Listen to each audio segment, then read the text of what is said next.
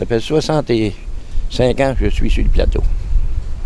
Puis depuis que je suis sur le plateau, on peut dire que ça fait juste un an ou deux qu'il y a de la marde comme ça. Est-ce que vous habitez sur le plateau? Oui. J'habitais avec ma sœur, puis elle avait une voiture, puis pour tout ce qui est stationnement, je veux dire, c'est le bordel. Oui, j'habite sur le plateau, juste un petit peu plus bas, justement. Les résidents, avec les changements de rue pour circuler, c'est compliqué. Stationner avec les nouveaux systèmes de vignettes et le petit truc à grattage. On a de la misère à se parquer. Le parenté qui vient nous voir, ils ne viennent plus. Il y a beaucoup de gens, justement, qui étaient là, qui me disaient qu'avant, ça fonctionnait très bien, puis que là, je veux dire, c'est juste des chambardements. Un petit peu des coups d'épée dans l'eau pour, je sais pas, faire probablement plus d'argent pour l'arrondissement, des trucs comme ça.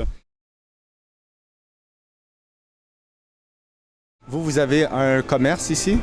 J'ai un commerce sur Laurier, au coin de Fabre et Laurier. C'est une boucherie de détail.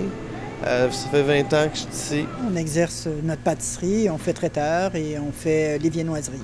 Je suis propriétaire du restaurant Le Quartier Général. Ça donne pas le goût du tout d'avoir un commerce dans le Petit Laurier. Nous, on part dans un an, alors on renouvelle pas notre bail. On est épuisé, on est éreinté. Nous, on peut pas se permettre d'engager des gens parce qu'on n'a pas les moyens, parce qu'on a trop de baisse de chiffre d'affaires.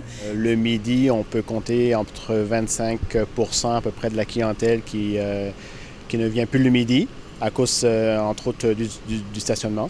Une vignette qui part de 9h à 23h le soir, qui mange une partie des stationnements disponibles dans le quartier.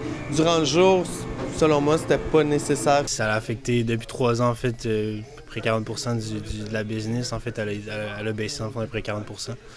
C'est les commerçants qui font souvent le climat dans un quartier. C'est les commerçants qui donnent le ton, qui donnent la couleur à un quartier. Si on les enlève, il reste quoi? Ils ont mis ces pancartes-là, là. Lundi, samedi. Puis il n'y a rien de fait à cause. C'est vraiment mal coordonné. Ils pourraient faire un effort pour justement mettre les no-parking les journées où ils travaillent. Parce que les journées où ils ne travaillent pas, comme aujourd'hui, ils ne travaillent pas. Mais on ne peut pas parquer, là. C'est impossible. Et le pire dans tout ça, c'est quand on leur dit, quand on leur parle, on nous répond de façon très cavalière en nous disant « Si vous n'êtes pas content, vous n'avez qu'à déménager. » Ben oui, qu'à déménager. Nous, on paie des 5 000 $ de taxes depuis 13 ans par année, mais on va juste déménager. Hein? On va juste partir. Nous autres, il ne nous reste plus rien. On n'a plus de fonds de pension. Nous, c'était notre fonds de pension qui n'est plus vendable.